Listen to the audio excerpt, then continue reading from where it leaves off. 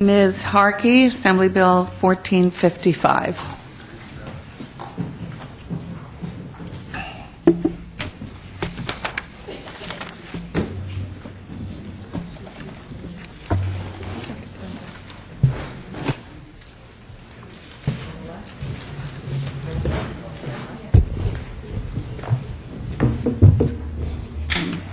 We have some handouts for the committee. It's in a binder like this, and I'd like it to be for the record.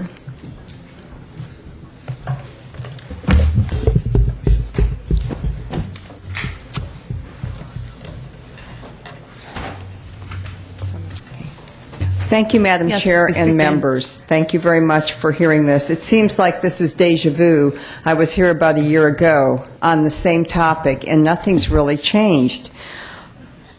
The High-Speed Rail Authority Act was a 1996 item. With part of that, there was a bond that was authorized, and it got approved in 2008 narrowly by the voters at a time when we had just seen the housing and the derivatives market crash. We were settling for constant budgetary shortfalls. Our cash flow was always out of whack, and we had a $30 billion or $35 billion structural deficit that we still have to this day. So it's very surprising that this bond passed at all. Many legislators on both sides of the aisle really hoped that when Governor Brown took office that he would pull the plug on this. It's become a multi-billion-dollar grab bag now for special interests and consultants, and I just don't know how one asks for a tax increase, trigger cuts, and $2.7 billion in debt to allocate $6 to $7 billion to build a track, not a train, in the Central Valley, tearing up prime agricultural land, destroying jobs, families, and lives. It does not make sense. But what we have is $3.5 billion, of which $3.3 is construction money for the Central Valley authorized by the federal government in the stimulus fund. That is really the cocaine for the train. And actually, what we should call it is probably the crack for the track, because it's not actually a train that we're building. Okay, and we have to spend this money before September 2017. So we just got another revised business plan, and here it is. And I give everyone credit that worked on this, because what this is not a business plan. It is actually a design for regional rail that we probably really need. I think what we're doing with this plan is actually we're counting noses and counting votes on the floor to see who we can give the money away to so that we can actually fund something here. We've got $3.5 billion, and we need to match fund it with our state funds.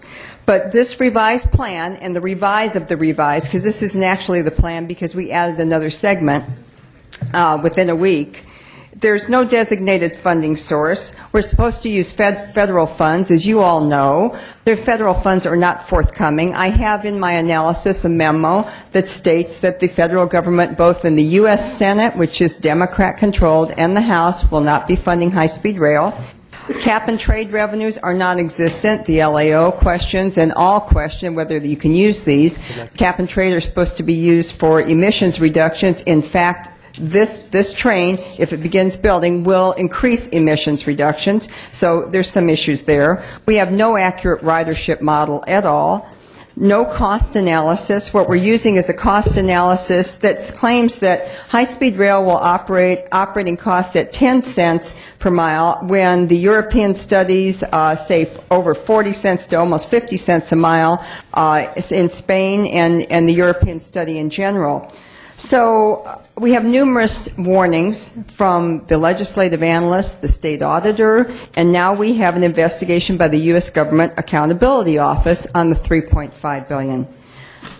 After spending $500 million, even if we had all of the above resolved, what this plan has metamorphosed to is no longer high-speed rail. It is regional rail. It's a regional rail request. What may have sounded reasonable in 1996 now is outrageous. All that we have is a restricted bond, of which $9 billion is supposed to be for high-speed rail, $950 for regional rail. Promoters quietly acknowledge that we're going to need an operating subsidy, which is not allowed, but we know we will because all high-speed trains throughout the world require operating subsidies, and in fact, all regional rail is operating subsidies. We can get high speed, ladies and gentlemen, from LA to San Francisco. We have Southwest Airlines, and we have numerous other viable options. But we can't get to work. I heard Ms. Buchanan state she can't get to work in her area. We have the same problem in Orange County, LA County, and San Diego. We are expecting a population growth up to 50 million, so the High Speed Rail Authority says, and most demographic studies will support that. So what we need is water, power, roads, and yes, dependable regional rail that connects from county to county. So before we get hooked on feeding another vacant, stranded project in the Central Valley, which this will be because it will never attract operating capital from the private market because it won't pay for itself. If we did this in a different manner, I was speaking on Senator LaMalfa's bill to send the bill back to the voters, which I think that's the second best option, send the bond back. But there is another option here. Send the bond back and ask them would they rather have it converted to regional rail. Then you might have the money for the local transportation projects that you need. But we do not need to tear apart the Central Valley to do so. We have money to spend there. We can actually allocate that to the San Joaquin line and fix up that track. Then we can head southward. I heard in this testimony about self-help counties, how they differ, they should have options, because we all have different transportation options.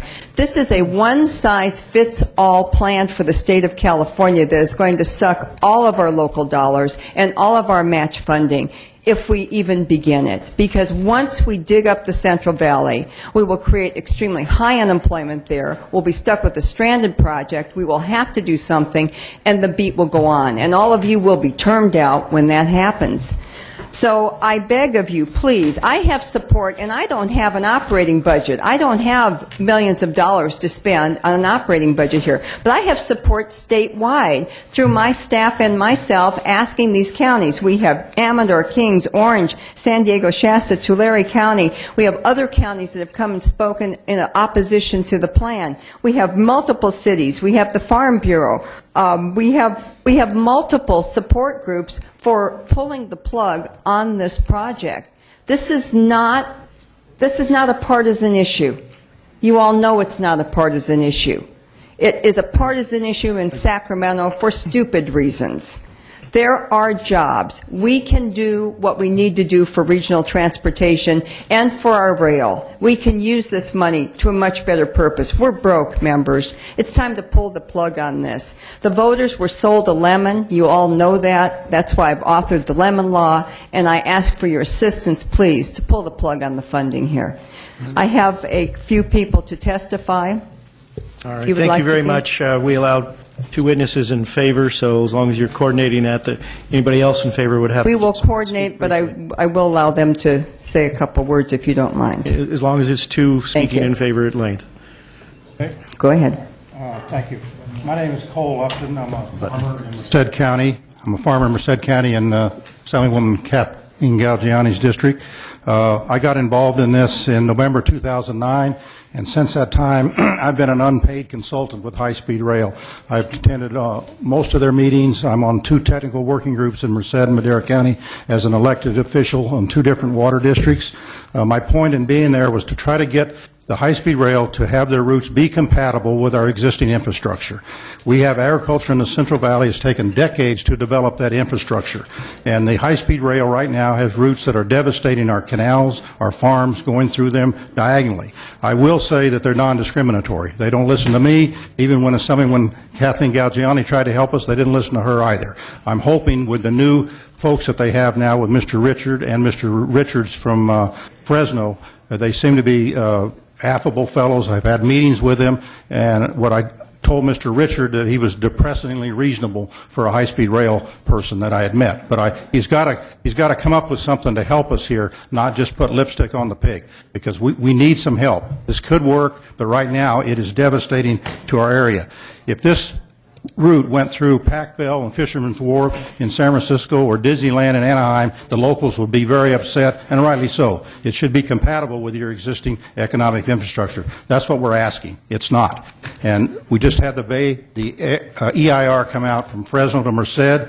I was astounded with their comment. On one particular route, the West Chowchilla design option, it is unanimously opposed by every public agency with jurisdiction in the area, the counties, the cities, the water districts. What the EIR said in response to my comment on why they would have a route that was unanimously opposed by local, they said, true, the commenter is correct. It is not universally supported. So I suppose that's something that you folks could use up there. If you have a bill defeated, and even if it's unanimous, you can go back to your constituents and say, well, it wasn't unanimously supported. All right, your time's up. Thank you. You need the next speaker. Thank you very much, Mr. Chairman. I have longer remarks I'd like to have as part of the record. My name is Michael Brownrigg, and my colleague Kathy Baylock and I are here to testify in favor of AB 1455. My credentials are threefold.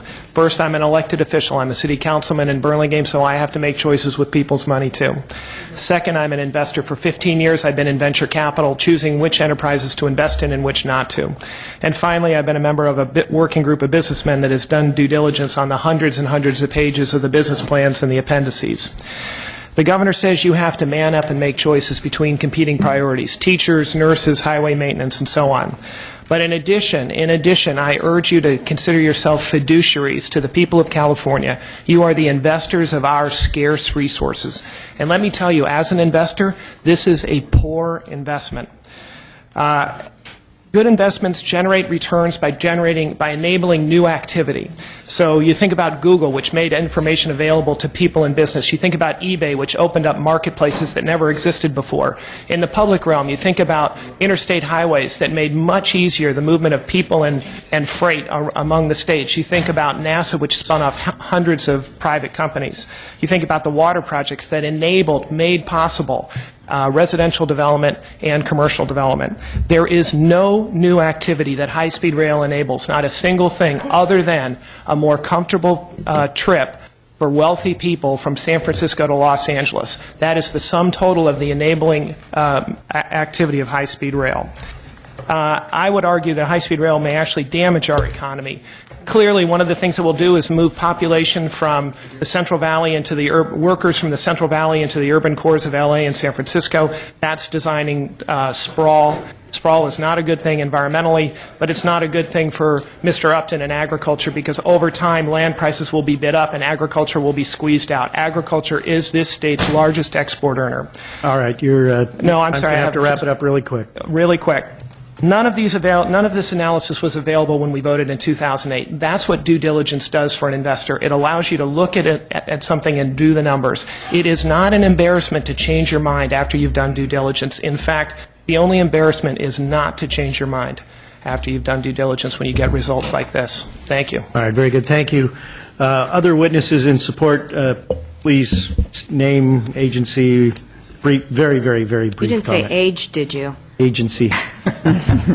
Good afternoon, Mr. Chair, Mr. Vice Chair. I'm Kathy Baylock. I'm from the City of Burlingame. I'm an 11-year council member, two-time past mayor, and Vice Chair of the Peninsula Cities Consortium on High-Speed Rail, which includes the Peninsula cities along the Caltrain line. And let me make one last statement, so I know you're a busy man. Just to express the concerns that the City of Burlingame has about this entire project, I'd like to say that we have voted in favor of AB 14.5, fully supporting our Caltrain train system. Our mayor is on the Joint Powers Board of Caltrain. He, too, voted in favor of 1455 because we feel so strongly this is bankrupting the future of our state and our children, and it's not what was intended in Prop 1A. Thank you very much. Thank you very much. Mr. Chair, Bo Biller for the Orange County Board of Supervisors in support. Very good. Others in support? My name is William Grinley. I am the co-author of 36 reports on high-speed rail finance. The project doesn't work financially. You are walking into a death trap. As a very wise person told me a year ago, you're going to have to wrap it up. This project screws our kids. Thank you. All right. That pretty much summarizes. All right. Mr. Chairman. Go ahead. Sorry, let me just interject in here real quick. David Wolf with Howard Jarvis Taxpayers Association. We're in support. Very good. Thank you. Erin Gilbert with the County of San Diego in support. Thank you. Frank Oliveira, Citizens for California High-Speed Rail Accountability. We're in support of this bill. Great, thank you very much. Next. Sydney Brady with the California Federation of Republican Women. We're in support. Good, thank you. Kathy Hamilton, Menlo Park, in support. I sent a letter. All right, thank you very much. All right, those in opposition, please come forward. And it'll be the same thing. Two may speak, and the rest will have to briefly state their name and agency and position.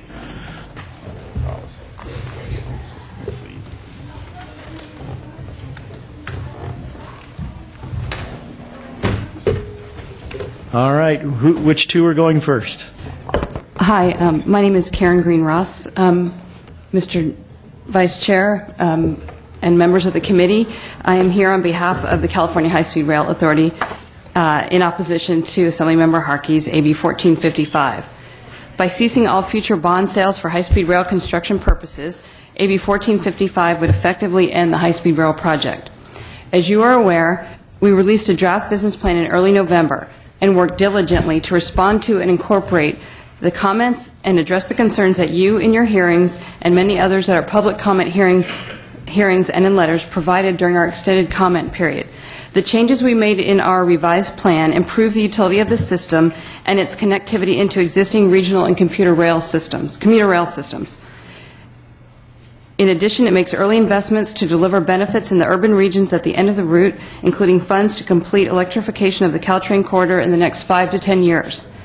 We've also made a commitment to construct an operable segment through the Tehachapi Mountains, closing the existing gap in the state's rail service and improving rail mobility throughout the state, and are working on an agreement with Regional Rail in the Central Valley to improve utility in that segment.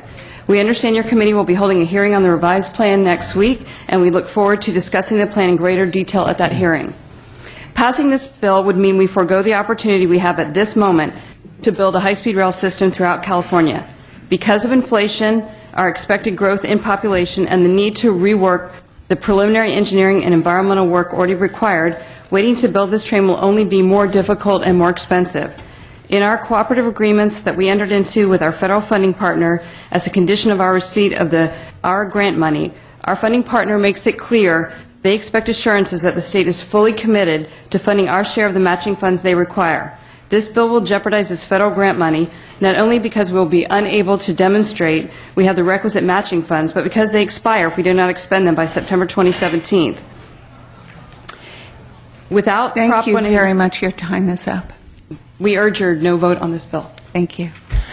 Thank you, Madam Chair, members of the committee. Jeremy Smith here on behalf of the State Building and Construction Trades Council. We are in opposition to this legislation. This is one of the few, the high-speed rail project is one of the few ways the legislature in any state can create jobs and spur the economy. We don't have access to the Federal Reserve out here or the printing press. We have to pass bonds to build things, and that's exactly what this is going to do. It's going to lead to thousands of good-paying construction jobs and operations jobs, just what the economy needs right now.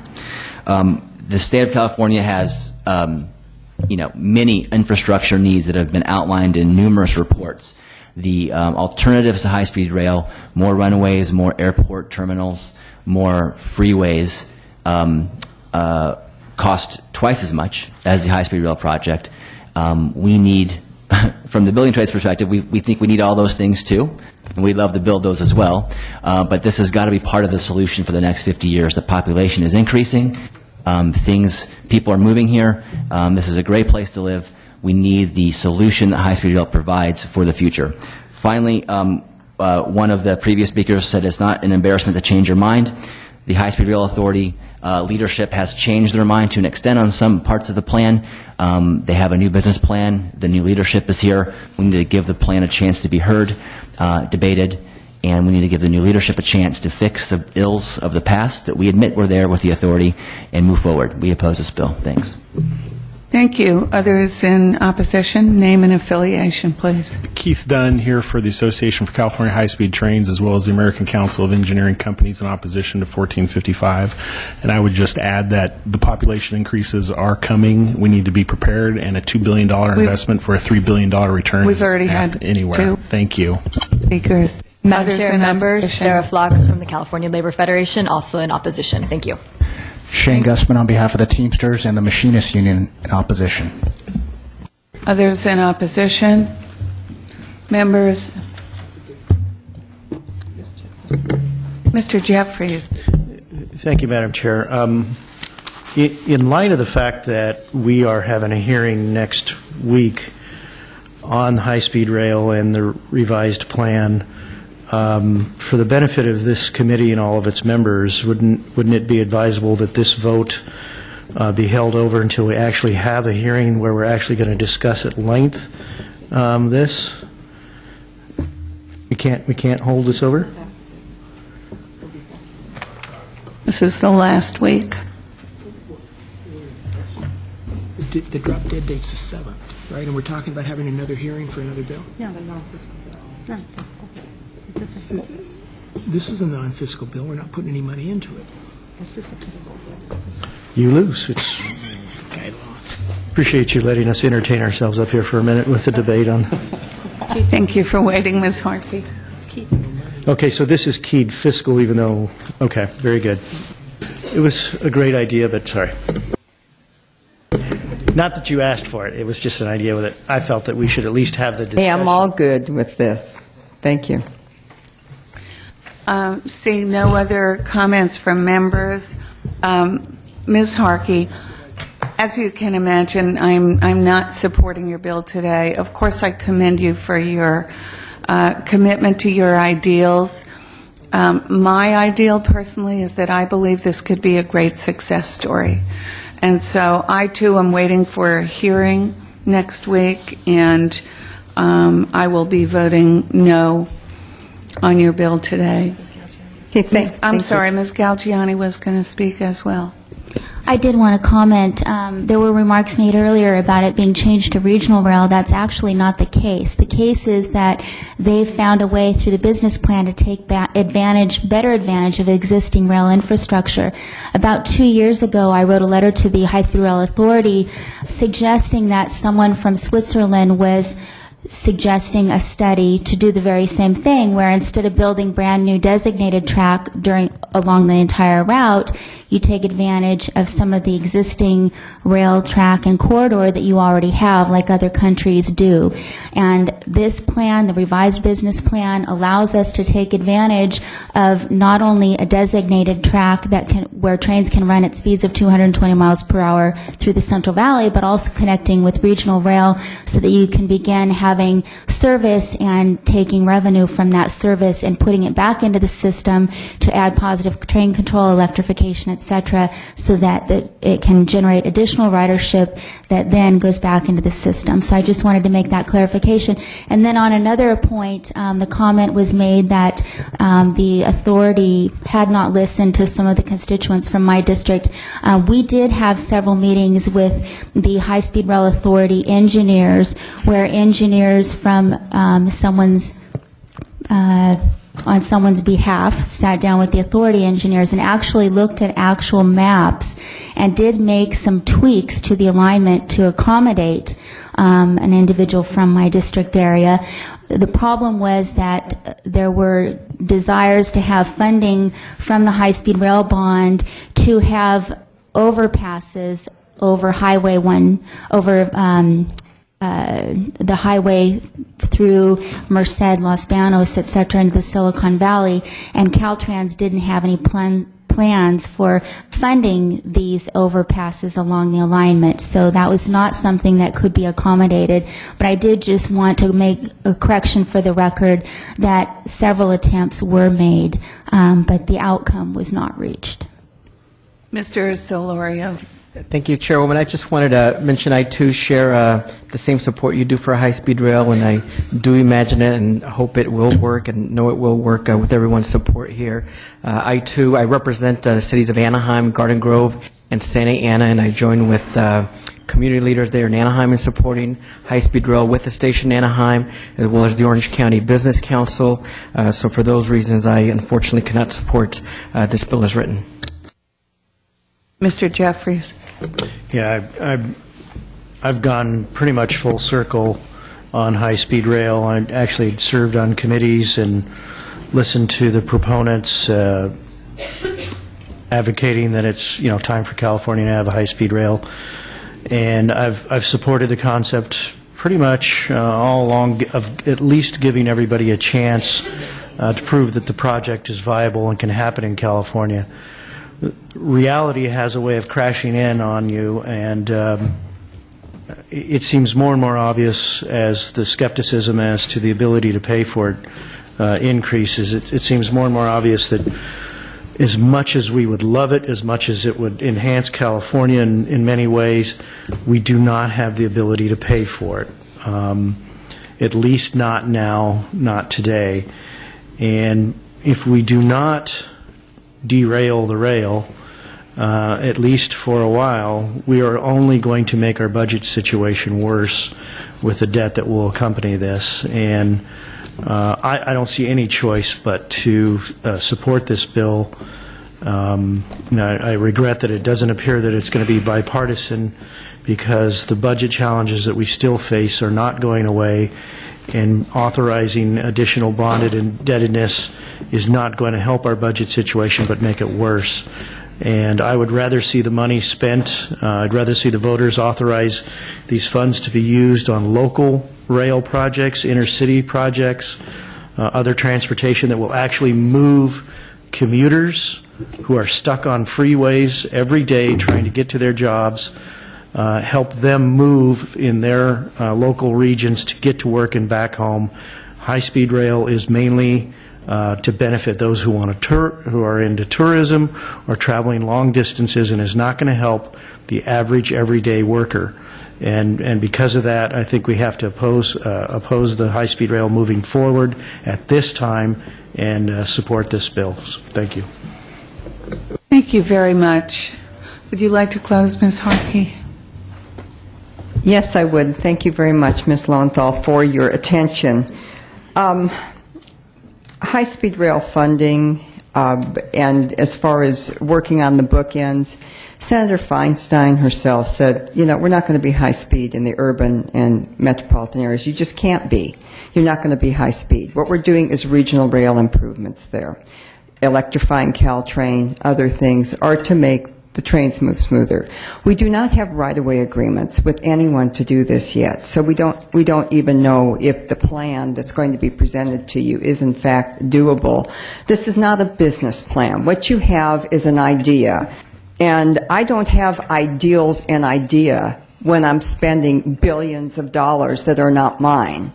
Okay? I have a plan, a real plan as to how we get there before we invest all of the state's money. This is going to invest billions of state dollars right off the bat and cut through prime farmland.